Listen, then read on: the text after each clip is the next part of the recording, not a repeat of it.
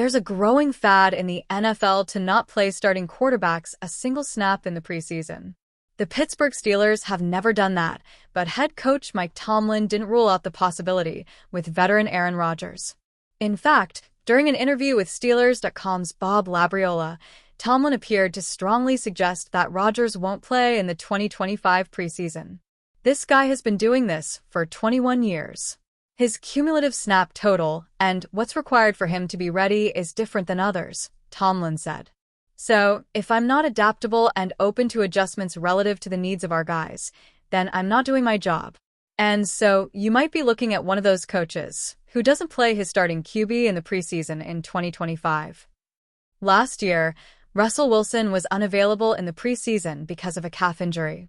Justin Fields, who started the first 6 games for Pittsburgh in 2024, attempted 27 passes combined in 3 preseason games. In 2023, projected starting quarterback Kenny Pickett saw playing time in all 3 preseason games as well. QB Aaron Rodgers doesn't want to play in Steelers preseason? What Tomlin didn't indicate in his comment is whether Rodgers has requested not to play in the preseason. To Rodgers' credit, he has publicly expressed a willingness to play this preseason if the Steelers want him to. I don't think it's in the plan for me to play this week, but whatever Mike Tomlin wants to do, I'm fully on board, Rodgers said Wednesday via the Pittsburgh Post-Gazette. If he wants me to go out there and play, I'll play. If not, then I won't. Rodgers, though, has made his feelings on the NFL preseason rather known. I've said a lot, preseason football is not necessarily real football, because the defenses don't do a whole lot and the offenses don't either, Rodgers said. So, you go out there with a very limited playbook against the defenses playing 1 high zone, 1 high man, or 2 high zone. Rodgers continued, arguing that joint practices are much more important. Joint practices are usually between teams that won't play each other in the regular season. They're less worried about showing things that they want to work on, said Rodgers. And even though there usually are camera there and it's filmed, they're less skittish about running the stuff they've been running all camp that they're going to try and do in the regular season against another team. Rodgers is not going to play in week 1 of the preseason, but he will participate in Pittsburgh's joint practice with the Tampa Bay Buccaneers next week. The Steelers will then host the Buccaneers in week 2 of the preseason on Saturday, August 16th.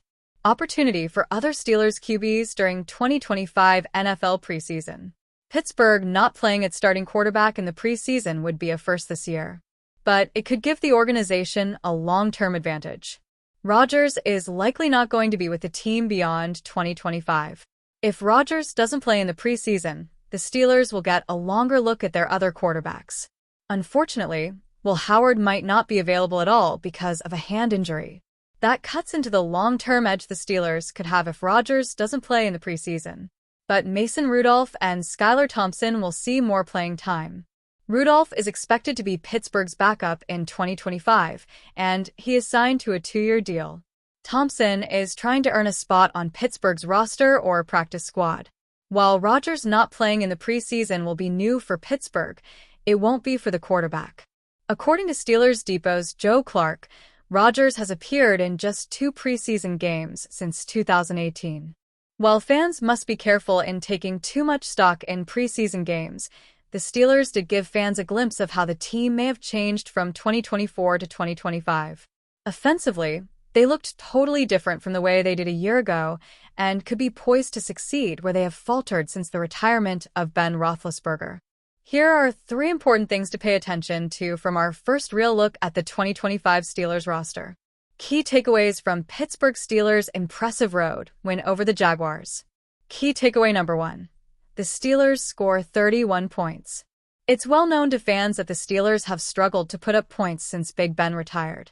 Even with Justin Fields and Russell Wilson, the Steelers' offense seemed anemic at times. They scored less than 30 points in 14 games in 2024, including fewer than 20 points in their final 4 regular season games and their wild-card round loss to the Ravens. Sure, the 31 points in the win against Jacksonville may have come from second- and third-string quarterbacks playing against mostly similar-caliber opponents, but it was a good way to start the season. We will have to wait until the regular season starts to see if they continue putting points on the board. However, so long as they do that, it will help keep them competitive and hopefully lead to ending the playoff loss streak. Key takeaway number 2. The Steelers may now be a pass-first offense. Since the early 1970s, the Steelers have consistently employed a run-first offense, utilizing the run to set up the passing game. When the Steelers hired Arthur Smith as their offensive coordinator in 2024, it was because he wanted to run the ball. In the preseason win over Jacksonville, we saw a vastly different offense that was uncharacteristic of the Pittsburgh Steelers. Arguably, they look like a pass-first offense who are planning to use the pass to set up the run in 2025. Considering their starting quarterback will be Aaron Rodgers, one of the most dynamic passers in NFL history, why not pass the ball? They did pass it in their preseason win, in which they amassed slightly more than 300 passing yards compared to just 60 yards on the ground. In the first series alone, Mason Rudolph essentially led the Steelers down the field to an opening series touchdown through the passing game alone. It was a sight Steelers fans are not accustomed to seeing, but it worked, and they put points on the board, leaving fans to wonder what we may see when Aaron Rodgers makes his debut. Key takeaway number 3. The tight ends could prove beneficial to Aaron Rodgers. Knowing the Steelers traded away George Pickens has left many wondering if only having DK Metcalf would be enough for the Steelers' passing game. The Steelers tried to answer that question in their first action of the season, showing that they may be thin at wide receiver talent-wise. However, they're going to make up for it by using the tight ends more. While we did not see Pat Freiermuth or Jonas Smith in the game, it was none other than Darnell Washington who perhaps made one of the biggest splashes in the game. He only had one reception, but it was a 19-yard vertical route over the middle for a touchdown on the opening drive. There have been hopes that Darnell Washington could have morphed into a target for Wilson or Fields last season, but those hopes never materialized. He did have a few impressive receptions in 2025. However, he still only played a minor role in the passing game, being used primarily as a blocker. Don't assume that because he had one touchdown against Jacksonville means he is now the new offensive weapon, but his involvement in the passing game shows the Steelers' decision to beef up its tight end room isn't just for show. In short, the Steelers fans should feel some optimism about what they saw last night in the victory.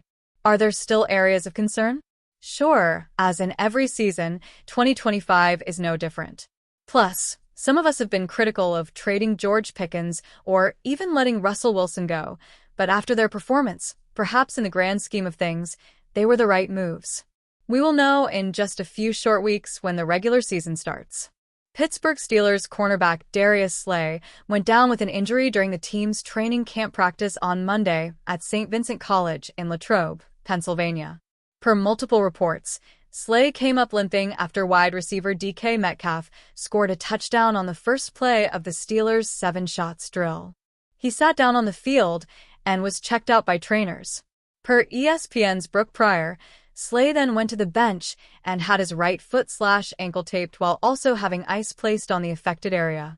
Slay isn't the only new Steelers cornerback to be dealing with an ailment at the moment, as Jalen Ramsey has sat out of the team's last handful of practices and was working off to the side with Alex Highsmith during individual periods on Monday. Earlier in the offseason, NFL insider Adam Kaplan shared that there was some concern about Slay's durability after undergoing arthroscopic knee surgery in 2023. As I'm told, one of his knees is a concern, Kaplan said on July 6. He actually had arthroscopic surgery on it late in 2023. He's got great length, and he was super fast coming out of Mississippi State. You have to wonder how well he can run.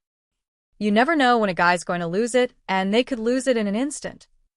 Slay disputed any concerns about his knee, however, previously telling PennLive's Nick Farabaugh that he doesn't feel anything and that it's fine.